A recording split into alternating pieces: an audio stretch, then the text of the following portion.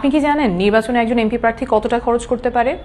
সর্বোচ্চ 25 লাখ বা ভোটার প্রতি 10 টাকা। কিন্তু বাস্তবে প্রায় কেউই এই আইনটা মানেন না। শোনা যায় একজন প্রার্থী নির্বাচনে 10 কোটি, 20 কোটি, 50 কোটি টাকা খরচ করেন, কিন্তু নির্বাচন কমিশনে গিয়ে বলেন খরচ হয়েছে মাত্র 25 লাখ টাকা।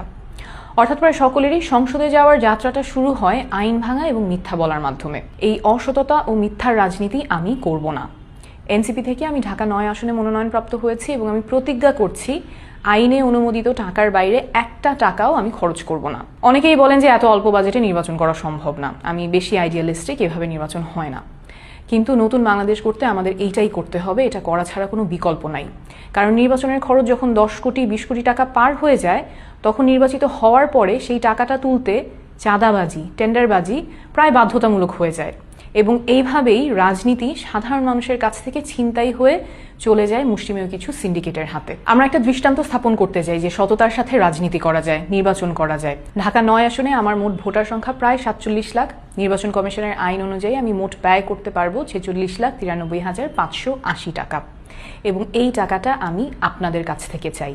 আমরা যদি একটা আসনের জন্যও দৃষ্টান্ত দেখাতে পারি যে জনগণের কাছ থেকে টাকা তুলে জনগণের সাথে ক্যাম্পেইন করে নির্বাচনে জেতা সম্ভব, তাহলে আগামীতে এমন আরো অসংখ্য মানুষ এগিয়ে আসবেন যারা সৎ, যোগ্য এবং রাজনীতিতে আসার সাহস দেখাবেন। এই লড়াইটা আপনি আমি মিলে করলেই আমরা জিতে যাব।